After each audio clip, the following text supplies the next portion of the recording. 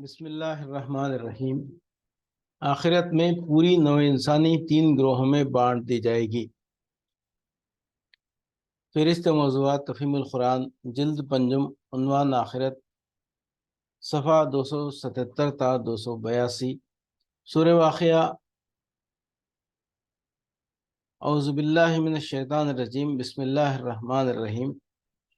وَكُنْتُمْ أَزْوَاجًا ثَلَاثَةً فَأَصْحَابُ الْمَيْمَنَةِ مَا أَصْحَابُ الْمَيْمَنَةِ وَأَصْحَابُ الْمَشْأَمَةِ مَا أَصْحَابُ الْمَشْأَمَةِ وَالسَّابِقُونَ السَّابِقُونَ أُولَئِكَ الْمُقَرَّبُونَ فِي جَنَّاتِ النَّعِيمِ ثُلَّةٌ مِّنَ الْأَوَّلِينَ وَقَلِيلٌ مِّنَ الْآخِرِينَ عَلَى سُرُرٍ مَّوْضُونَةٍ مُتَّكِئِينَ عَلَيْهَا مُتَقَابِلِينَ يَطُوفُ عَلَيْهِمْ وِلْدَانٌ مُّخَلَّدُونَ بِأَكْوَابٍ وَأَبَارِيقَ وَكَأْسٍ مِّن مَّعِينٍ لَا يُصَدَّعُونَ عَنْهَا وَلَا يُنزِفُونَ وَفَاكِهَةٍ مِّمَّا يَتَخَيَّرُونَ وَلَحْمِ طَيْرٍ مِّمَّا يَشْتَهُونَ وحور عین کامثال اللؤلؤ المكنون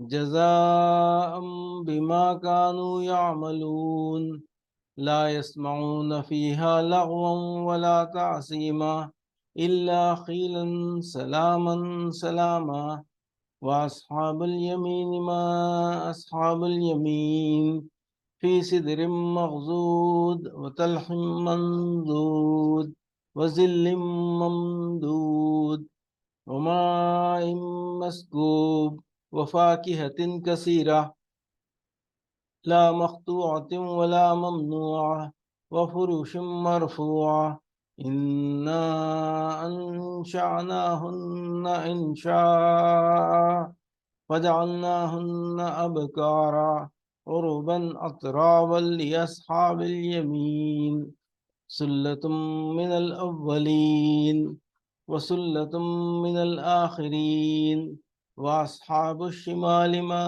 أصحاب الشمال في سموم وحميم وظل من يحموم لا بارد ولا كريم۔ تم لوگ اس وقت 3 گروہوں میں تقسیم ہو جاؤ گے۔ دائیں بازو والے، سو دائیں بازو والوں کی خوش نصیبی کا کیا کہنا، اور بائیں بازو والے تو بائیں بازو والوں کی بد نصیبی کا کیا ٹھکانہ، اور آگے والے تو پھر آگے والے ہی ہیں، وہی تو مخرب لوگ ہیں۔ نعمت بھری جنتوں میں رہیں گے، اگلوں میں سے بہت ہوں گے اور پچھلوں میں سے کم، مرصع تختوں پر تکیے لگائے آمنے سامنے بیٹھیں گے۔ ان کی مجلسوں میں ابدی لڑکے شراب چشمہ جاری سے لبریز پیالے اور کنٹر اور ساغر لیے دوڑتے پھرتے ہوں گے، جسے پی کر نہ ان کا سر چکرائے گا، نہ ان کی عقل میں فطور آئے گا، اور وہ ان کے سامنے طرح طرح کے لذیذ پھل پیش کریں گے کہ جسے چاہیں چن لیں، اور پرندوں کا گوشت پیش کریں گے کہ جس پرندے کا چاہیں استعمال کریں، اور ان کے لیے خوبصورت آنکھوں والی حوریں ہوں گی، ایسی حسین جیسے چھپا کر رکھے ہوئے موتی۔ یہ سب کچھ ان اعمال کی جزا کے طور پر انہیں ملے گا جو وہ دنیا میں کرتے رہے تھے۔ وہاں وہ کوئی بیہودہ کلام یا گناہ کی بات نہ سنیں گے، جو بات بھی ہوگی ٹھیک ٹھیک ہوگی۔ اور دائیں بازو والوں کی خوش نصیبی کا کیا کہنا، وہ بے خار بیریوں اور تہ بتہ چڑھے ہوئے کیلوں اور دور تک پھیلی ہوئی چھاؤں اور ہر دم رواں پانی اور کبھی ختم نہ ہونے والے اور بے روک ٹوک ملنے والے بکثرت پھلوں اور اونچی نشستگاہوں میں ہوں گے۔ ان کی بیویوں کو ہم خاص طور پر نئے سرے سے پیدا کریں گے اور انہیں باکرہ بنا دیں گے، اپنے شوہروں کی عاشق اور عمر میں ہمسن۔ یہ کچھ دائیں بازو والوں کے لیے ہے، وہ اگلوں میں سے بہت ہوں گے اور پچھلوں میں سے بھی بہت۔ اور بائیں بازو والوں کی بد نصیبی کا کیا پوچھنا، وہ لو کی لپیٹ اور کھولتے ہوئے پانی اور کالے دھوئیں کے سائے میں ہوں گے، جو نہ ٹھنڈا ہوگا نہ آرام دہ۔ وَكُنْتُمْ أَزْوَاجًا ثَلَاثَةً، تم لوگ اس وقت 3 گروہوں میں تقسیم ہو جاؤ گے۔ خطاب اگرچہ بظاہر ان لوگوں سے ہے جنہیں یہ کلام سنایا جا رہا تھا یا جو اب اسے پڑھیں یا سنیں، لیکن دراصل پوری نوع انسانی اس کی مخاطب ہے۔ تمام انسان جو اول روز آفرینش سے قیامت تک پیدا ہوئے ہیں وہ سب آخرکار 3 گروہوں میں تقسیم ہو جائیں گے۔ فاصحاب المیمنہ ما اصحاب المیمنہ، دائیں بازو والے سو دائیں بازو والوں کی خوش نصیبی کا کیا کہنا۔ اصل میں لفظ اصحاب المیمنہ استعمال ہوا ہے۔ میمنہ عربی قاعدے کے مطابق یمین سے بھی ہو سکتا ہے، جس کے معنی سیدھے ہاتھ کے ہیں، اور یمن سے بھی ہو سکتا ہے جس کے معنی ہے چال نیک۔ اگر اس کو یمین سے ماخوذ مانا جائے تو اصحاب المیمنہ کے معنی ہوں گے سیدھے ہاتھ والے، لیکن اس سے لغوی معنی مراد نہیں ہے، بلکہ اس کا مطلب ہے عالی مرتبہ لوگ۔ اہل عرب سیدھے ہاتھ کو قوت اور رفعت اور عزت کا نشان سمجھتے تھے۔ جس کا احترام مقصود ہوتا تھا اسے مجلس میں سیدھے ہاتھ پر بٹھاتے تھے۔ کسی کے متعلق یہ کہنا ہوتا کہ میرے دل میں اس کی بڑی عزت ہے تو کہتے فلان منی بالیمین، وہ تو میرے سیدھے ہاتھ کی طرف ہے۔ اردو میں بھی کسی شخص کو کسی بڑی ہستی کا دستراس اس معنی میں کہا جاتا ہے کہ وہ اس کا خاص آدمی ہے، اور اگر اس کو یمن سے ماخوذ مانا جائے تو اصحاب المیمنہ کے معنی ہوں گے خوش نصیب اور نیک بخت لوگ۔ واصحاب المشمہ ما اصحاب المشمہ، اور بائیں بازو والے تو بائیں بازو والوں کی بد نصیبی کا کیا ٹھکانہ۔ اصل میں لفظ اصحاب المشمہ استعمال ہوا ہے۔ مشمہ شوم سے ہے جس کے معنی بدبختی، نحوست اور بدفعلی کے ہیں، اور عربی زبان میں بائیں ہاتھ کو بھی شوما کہا جاتا ہے۔ اردو میں شومی قسمت اسی لفظ سے ماخوذ ہے۔ اہل عرب شمال بائیں ہاتھ اور شوم فالبت کو ہم معنی سمجھتے تھے۔ ان کے ہاں بایاں ہاتھ کمزوری اور ذلت کا نشان تھا۔ سفر کو جاتے ہوئے اگر پرندہ اڑ کر بائیں ہاتھ کی طرف جاتا تو وہ اس کو بری فال سمجھتے تھے۔ کسی کو اپنے بائیں ہاتھ بٹھاتے تو اس کی معنی یہ تھی کہ وہ اسے کمتر درجے کا آدمی سمجھتے ہیں۔ کسی کے متعلق یہ کہنا ہو کہ میرے ہاں اس کی کوئی عزت نہیں تو کہا جاتا کہ فلان منی بالشمال، وہ میرے بائیں ہاتھ کی طرف ہے۔ اردو میں بھی کسی کام کو بہت ہلکا اور آسان قرار دینا ہو تو کہا جاتا ہے یہ میرے بائیں ہاتھ کا کھیل ہے۔ پس اصحاب المشأمہ سے مراد وہ بدبخت لوگ یا وہ لوگ جو اللہ تعالیٰ کے ہاں ذلت سے دوچار ہوں گے اور دربار الہی میں بائیں طرف کھڑے کیے جائیں گے۔ والسابقون السابقون، اور آگے والے تو پھر آگے والے ہی ہیں۔ سابقین آگے والوں سے مراد وہ لوگ ہیں جو نیکی اور حق پرستی میں سب پر سبقت لے گئے ہوں، بھلائی کے ہر کام میں سب سے آگے ہوں، خدا اور رسول کی پکار پر سب سے پہلے لبیک کہنے والے ہوں، جہاد کا معاملہ ہو یا انفاق فی سبیل اللہ کا یا خدمت خلق کا یا دعوت خیر اور تبلیغ حق کا، غرض دنیا میں بھلائی پھیلانے اور برائی مٹانے کے لیے ایثار و قربانی اور محنت و جان فشانی کا جو موقع بھی پیش آئے اس میں وہی آگے بڑھ کر کام کرنے والے ہوں۔ اس بنا پر آخرت میں بھی سب سے آگے وہی رکھے جائیں گے۔ گویا وہاں اللہ تعالیٰ کے دربار کا نقشہ یہ ہوگا کہ دائیں بازو میں صالحین، بائیں بازو میں فاسقین، اور سب سے آگے بارگاہ خداوندی کے قریب سابقین۔ حدیث میں حضرت عائشہ رضی اللہ تعالی عنہ کی روایت ہے کہ رسول اللہ صلی اللہ علیہ وسلم نے لوگوں سے پوچھا جانتے ہو قیامت کے روز کون لوگ سب سے پہلے پہنچ کر اللہ کے سائے میں جگہ پائیں گے؟ لوگوں نے عرض کیا اللہ اور اللہ کا رسول ہی زیادہ جانتا ہے۔ فرمایا الذین اذا اوتوا الحق قبلوہ واذا سئلوہ بذلوہ وحکم الناس کحکمہم لانفسہم، وہ جن کا حال یہ تھا کہ جب ان کے آگے حق پیش کیا گیا تو انہوں نے قبول کر لیا، جب ان سے حق مانگا گیا تو انہوں نے ادا کر دیا، اور دوسروں کے معاملے میں ان کا فیصلہ وہی کچھ تھا جو خود اپنی ذات کے معاملے میں تھا۔ مسند احمد۔ اولئک المقربون، وہی تو مقرب لوگ ہیں۔ فی جنات النعیم ثلۃ من الاولین وقلیل من الاخرین، نعمت بھری جنتوں میں رہیں گے، اگلوں میں سے بہت ہوں گے اور پچھلوں میں سے کم۔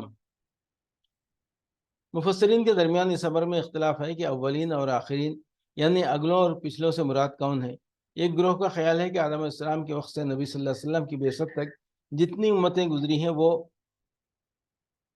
اولین ہیں، اور نبی صلی اللہ علیہ وسلم کی بعثت کے بعد قیامت تک کے لوگ آخرین ہیں۔ اس لحاظ سے آیت کا مطلب یہ ہوگا کہ بعثت محمدی سے پہلے ہزارہ برس کے دوران میں جتنے انسان گزرے ہیں ان کے سابقین کی تعداد زیادہ ہوگی، اور حضور کی بعثت کے بعد سے قیامت تک آنے والے انسانوں میں سے جو لوگ سابقین کا مرتبہ پائیں گے ان کی تعداد کم ہوگی۔ دوسرا گروپ کہتا ہے کہ یہاں اولین و آخرین سے مراد نبی صلی اللہ علیہ وسلم کی امت کے اولین و آخرین ہیں، جن میں سے سابقین کی تعداد کم ہوگی۔ تیسرا گروہ کہتا ہے کہ اس سے مراد ہر نبی کی امت کے اولین و آخرین ہیں، یعنی ہر نبی کی ابتدائی پیرووں میں سابقین بہت ہوں گے اور بعد کے آنے والوں میں وہ کم پائے جائیں گے۔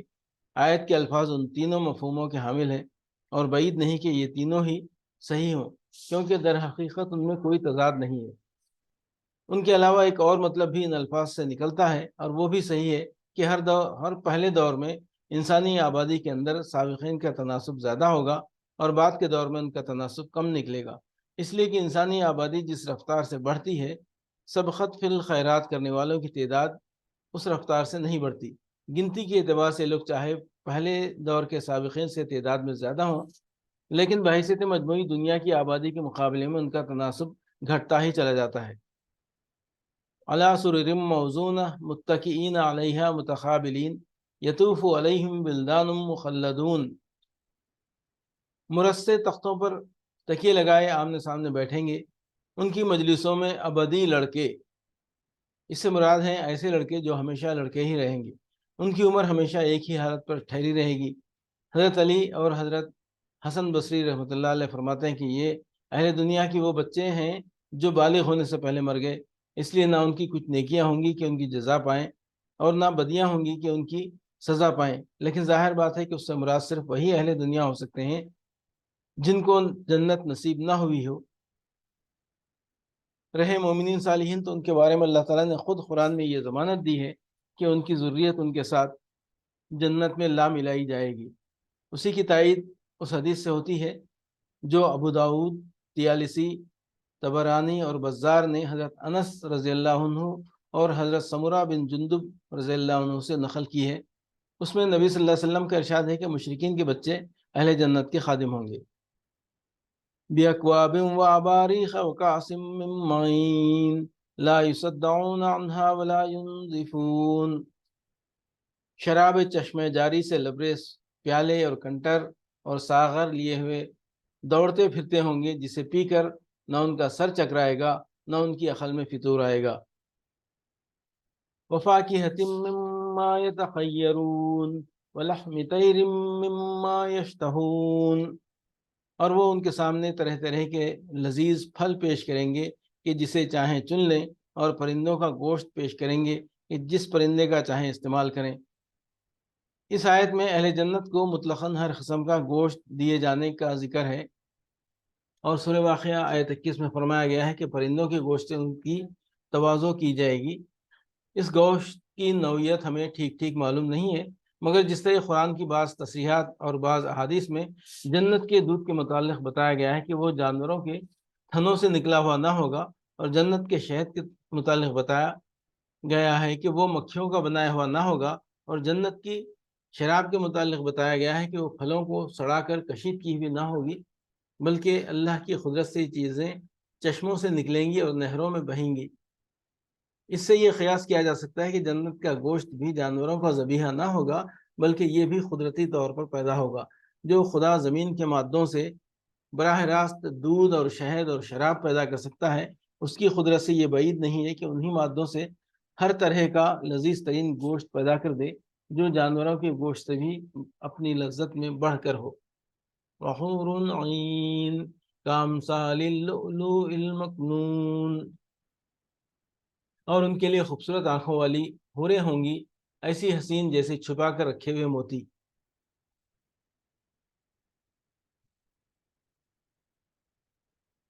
بعید نہیں کہ یہ وہ لڑکیاں ہوں جو دنیا میں سن رشد کو پہنچنے سے پہلے مر گئی ہوں اور جن کے والدین جنت میں جانے کے مستحق نہ ہوئے ہوں۔ یہ بات اس قیاس کی بنا پر کہی جا سکتی ہے کہ جس طرح ایسے لڑکے اہل جنت کی خدمت کے لیے مقرر کر دیے جائیں گے اور وہ ہمیشہ لڑکے ہی رہیں گے، اسی طرح ایسی لڑکیاں بھی اہل جنت کے لیے حوریں بنا دی جائیں گی، اور وہ ہمیشہ نوخیز لڑکیاں ہی رہیں گی۔ واللہ عالم بالصواب۔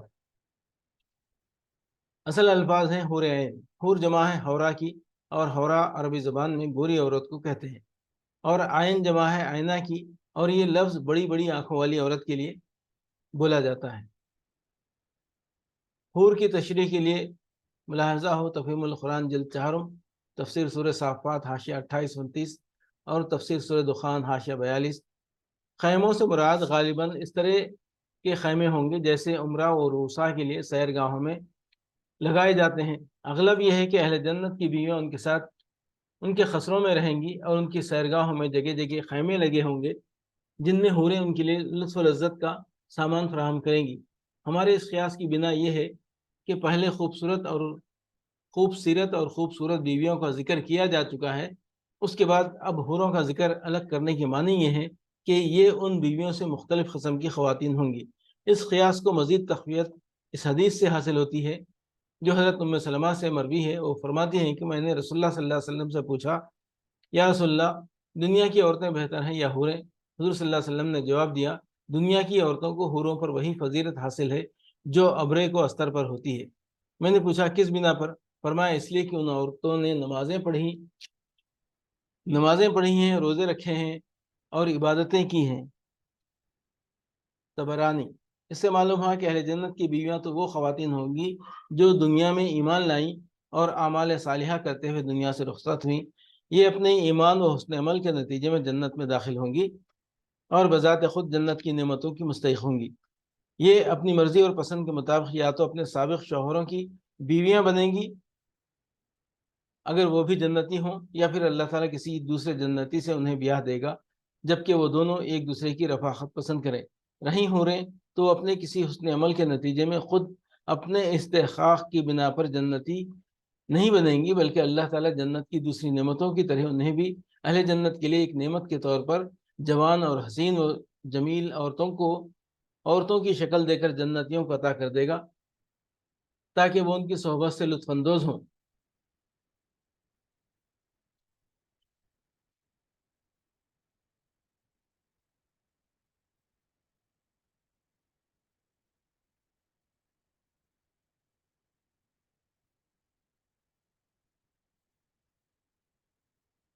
لیکن بہرحال یہ جن و پری قسم کی مخلوق نہ ہوں گی، کیونکہ انسان کبھی صحبت ناجنس سے مانوس نہیں ہو سکتا۔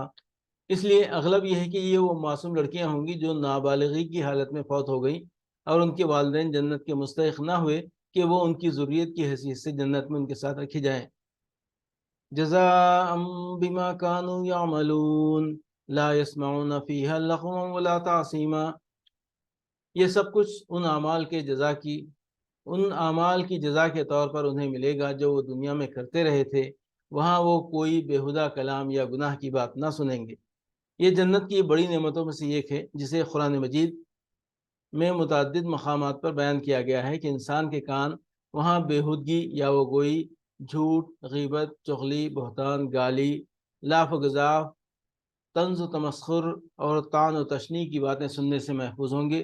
وہ بد زبان اور بدتمیز لوگوں کی سوسائٹی نہ ہوگی جس میں لوگ ایک دوسرے پر کیچڑ اچھالیں۔ وہ شریف اور مہذب لوگوں کا معاشرہ ہوگا جس کے اندر یہ لغویات ناپید ہوں گی۔ اگر کسی شخص کو اللہ نے کچھ بھی شائستگی اور مذاق سلیم سے نوازا ہو تو وہ اچھی طرح محسوس کر سکتا ہے کہ دنیاوی زندگی کا یہ کتنا بڑا عذاب ہے جس سے انسان کو جنت میں نجات پانے کی امید دلائی گئی ہے۔ الا قیلا سلاما سلاما، جو بات بھی ہوگی ٹھیک ٹھیک ہوگی۔ اصل الفاظ ہیں الا قیلا سلاما سلاما۔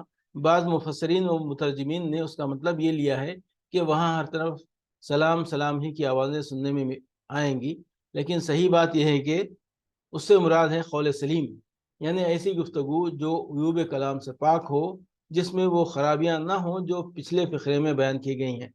یہاں سلام کا لفظ قریب اسی مفہوم میں استعمال کیا گیا ہے جس کے لیے انگریزی میں لفظ سین استعمال ہوتا ہے۔ وَأَصْحَابُ الْيَمِينِ مَا أَصْحَابُ الْيَمِينِ، اور دائیں بازو والوں کی خوش نصیبی کا کیا کہنا۔ فی صدر مخضود، وہ بے خار بیریوں، یعنی ایسی بیریاں جن کے درختوں میں کانٹے نہ ہوں گے۔ ایک شخص تعجب کا اظہار کر سکتا ہے کہ بیر ایسا کون سا نفیس پھل ہے جس کے جنت میں ہونے کی خوشخبری سنائی جائے، لیکن واقعہ یہ ہے کہ جنت کے بیروں کا تو کیا ذکر، خود اس دنیا کے بھی بعض علاقوں میں یہ پھل اتنا لذیذ، خوشبودار اور میٹھا ہوتا ہے کہ ایک دفعہ منہ کو لگنے کے بعد اسے چھوڑنا مشکل ہو جاتا ہے۔ اور بیر جتنے اعلیٰ درجے کے ہوتے ہیں ان کے درختوں میں کانٹے اتنے ہی کم ہوتے ہیں۔ اس لیے جنت کے بیروں کی یہ تعریف بیان کی گئی ہے کہ ان کے درخت بالکل ہی کانٹوں سے خالی ہوں گے، یعنی ایسی بہترین قسم کے ہوں گے جو دنیا میں نہیں پائی جاتی۔ وَطَلْحٍ مَّنضُودٍ وَظِلٍّ مَّمْدُودٍ وَمَاءٍ مَّسْكُوبٍ وَفَاكِهَةٍ كَثِيرَةٍ لا مقطوعة ولا ممنوعة، اور تہ بتہ چڑھے ہوئے کیلوں اور دور تک پھیلی ہوئی چھاؤں اور ہر دم رواں پانی اور کبھی ختم نہ ہونے والے اور بے روک ٹوک ملنے والے بکثرت پھلوں۔ اصل الفاظ ہیں لا مقطوعۃ ولا ممنوع۔ لا مقطوع سے مراد یہ ہے کہ یہ پھل نہ موسمی ہوں گے کہ موسم گزر جانے کے بعد نہ مل سکیں، نہ ان کی پیداوار کا سلسلہ کبھی منقطع ہوگا کہ کسی باغ کے سارے پھل اگر توڑ لیے جائیں تو ایک مدت تک وہ بے ثمر رہ جائے، بلکہ ہر پھل وہاں ہر موسم میں ملے گا اور خواہ کتنا ہی کھایا جائے لگاتار پیدا ہوتا چلا جائے گا۔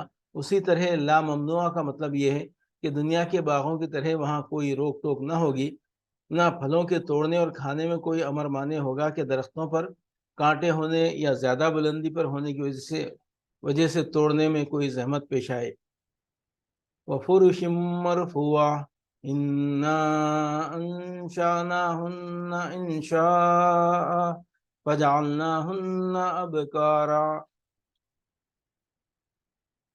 اور اونچی نشستگاہوں میں ہوں گے، ان کی بیویوں کو ہم خاص طور پر نئے سرے سے پیدا کریں گے اور انہیں باکرہ بنا دیں گے۔ اس سے مراد دنیا کی وہ نیک خواتین ہیں جو اپنے ایمان و عمل صالح کی بنا پر جنت میں جائیں گی۔ اللہ تعالیٰ ان سب کو وہاں جوان بنا دے گا، خواہ وہ کتنی ہی بوڑھی ہو کر مری ہوں، نہایت خوبصورت بنا دے گا، خواہ وہ دنیا میں وہ حسین رہی ہوں یا نہ رہی ہوں، باکرہ بنا دے گا، خواہ دنیا میں وہ کنواری مری ہوں یا بال بچوں والی ہو کر۔ ان کے شوہر بھی اگر ان کے ساتھ جنت میں پہنچیں گے تو وہ ان سے ملا دی جائیں گی، ورنہ اللہ تعالیٰ کسی اور جنتی سے ان کو بیاہ دے گا۔ اس آیت کی یہی تشریح متعدد احادیث میں رسول اللہ صلی اللہ علیہ وسلم سے منقول ہے۔ شمالی ترمذی میں روایت ہے کہ ایک بڑھیا نے حضور صلی اللہ علیہ وسلم سے عرض کیا کہ میرے حق میں جنت کی دعا فرمائیں۔ آپ نے فرمایا جنت میں کوئی بڑھیا داخل نہ ہوگی۔ وہ روتی ہوئی واپس چلی گئی تو آپ نے لوگوں سے فرمایا اسے بتاؤ وہ بڑھاپے کی حالت میں جنت میں داخل نہیں ہوگی۔ اللہ تعالیٰ کا ارشاد ہے کہ ہم انہیں خاص طور پر نئے سرے سے پیدا کریں گے اور باکرہ بنا دیں گے۔ ابن ابی حاتم نے حضرت سلمہ بن یزید کی یہ روایت نقل کی ہے کہ میں نے اس آیت کی تشریح میں رسول اللہ صلی اللہ علیہ وسلم کو یہ فرماتے ہوئے سنا، اس سے مراد دنیا کی عورتیں ہیں، خواہ وہ باکرہ مری ہوں یا شادی شدہ۔ طبرانی میں حضرت ام سلمہ کی ایک طویل روایت ہے جس میں وہ جنت کی عورتوں کے متعلق قرآن مجید کے مختلف مقامات کا مطلب حضور صلی اللہ علیہ وسلم سے دریافت فرماتی ہیں۔ اس سلسلے میں حضور صلی اللہ علیہ وسلم اس آیت کی تشریح کرتے ہوئے فرماتے ہیں کہ یہ وہ عورتیں ہیں جو دنیا کی زندگی میں مری ہیں، بوڑھی، پھونس، آنکھوں میں چیپڑ، سر کے بال سفید۔ اس بڑھاپے کے بعد اللہ تعالیٰ ان کو پھر سے باکرہ پیدا کرے گا۔ حضرت ام سلمہ پوچھتی ہیں اگر کسی عورت کی دنیا میں کئی شوہر رہ چکے ہیں اور وہ سب جنت میں جائیں تو وہ ان میں سے کس کو ملے گی؟ حضور فرماتے ہیں اس کو اختیار دیا جائے گا کہ وہ جسے چاہے چن لے، اور وہ اس شخص کو چنے گی جو ان میں سب سے زیادہ اچھے اخلاق کا تھا۔ وہ اللہ تعالیٰ سے عرض کرے گی کہ اے رب اس کا برتاؤ میرے ساتھ سب سے اچھا تھا، اس لیے مجھے اسی کی بیوی بنا دے۔ اے ام سلمہ، حسن اخلاق دنیا اور آخرت کی ساری بھلائی لوٹ لے گیا۔ عرباً اتراباً لاصحاب الیمین، اپنے شوہروں کی عاشق۔ اصل میں لفظ عروبان استعمال ہوا ہے۔ یہ لفظ عربی زبان میں عورت کی بہترین نسوانی خوبیوں کے لیے بولا جاتا ہے۔ اس سے مراد ایسی عورت ہے جو طرحدار ہو، خوش اتوار ہو، خوش گفتار ہو، جسمانی جذبات سے لبریز ہو، اپنے شوہر کو دل و جان سے چاہتی ہو اور اس کا شوہر بھی اس کا عاشق ہو، اور عمر میں ہمسن۔ اس کے دو مفہوم ہو سکتے ہیں، ایک یہ کہ وہ اپنے شوہروں کی ہمسن ہوں گی، دوسرا یہ کہ وہ آپس میں ہمسن ہوں گی، یعنی تمام جنتی عورتیں ایک ہی عمر کی ہوں گی اور ہمیشہ اسی عمر کی رہیں گی۔ بعید نہیں کہ یہ دونوں ہی باتیں بیک وقت صحیح ہوں، یعنی یہ خواتین خود بھی ہمسن ہوں اور ان کے شوہر بھی ان کے ہمسن بنا دیے جائیں۔ ایک حدیث میں آتا ہے